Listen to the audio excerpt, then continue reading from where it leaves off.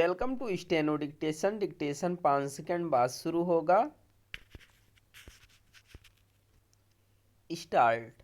महाराष्ट्र और झारखंड के चुनाव परिणाम यही बता रहे हैं कि दोनों राज्यों की जनता ने इस संदेश के साथ यथास्थिति कायम रहने का एक जैसा जनादेश दिया कि जो जहां सत्ता में है वह वहीं और अधिक मजबूती से बना रहे।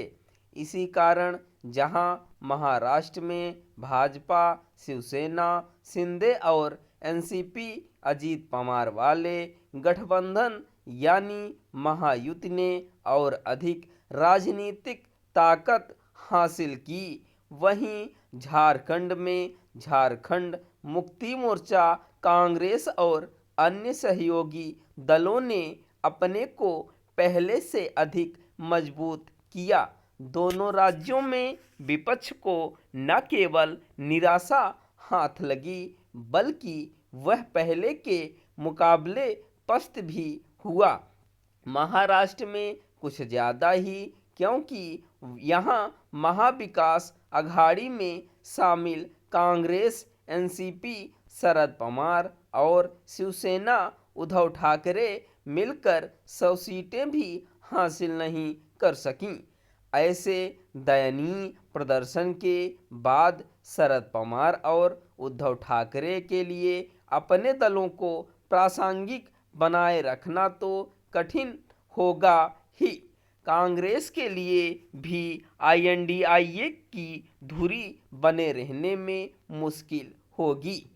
कांग्रेस इससे संतोष कर सकती है कि वह झारखंड में सहयोगी दलों के साथ सत्ता का स्वाद चखती रहेगी, लेकिन महाराष्ट्र के निराशाजनक नतीजों के कारण वह जश्न नहीं मना सकती।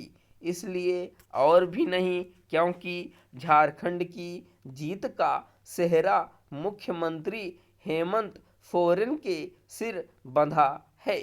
महाराष्ट्र और झारखंड के नतीजे यह भी कह रहे हैं कि कांग्रेस अपने सहयोगी दलों में यह भरोसा जगाने की स्थिति में नहीं कि वह उनका नेतृत्व संभालकर या फिर बराबर की सहयोगी बनकर भाजपा का मुकाबला कर सकती है।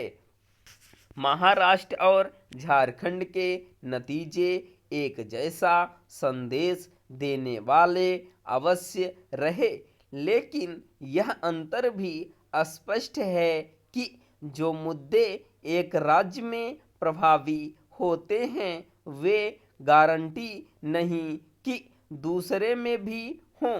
यह तो दिख रहा कि महाराष्ट्र बटेंगे तो कटेंगे या फिर एक हैं तो सेफ हैं के नारे ने असर दिखाया, लेकिन झारखंड में भाजपा की ओर से उठाया गया घुसपैठ का मुद्दा कामयाब नहीं रहा। यह इसलिए नाकाम रहा क्योंकि भाजपा के पास इसका जवाब नहीं था कि यदि घुसपैठ हो रही है तो केंद्र सरकार उसे रोक क्यों नहीं पा रही है।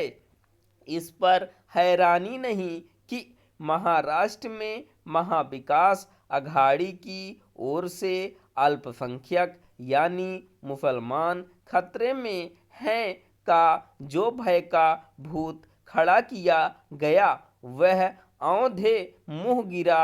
इसका सबक यही है कि जनता के मन मस्तिष्क को प्रभावित करने वाले मुद्दे ही लाभकारी साबित होते हैं।